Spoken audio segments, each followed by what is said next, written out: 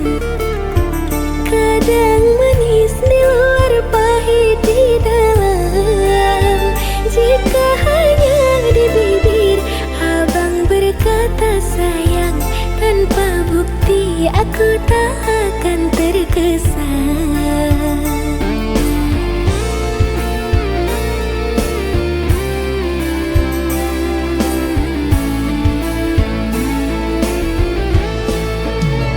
Untuk apa adik menahan rindu?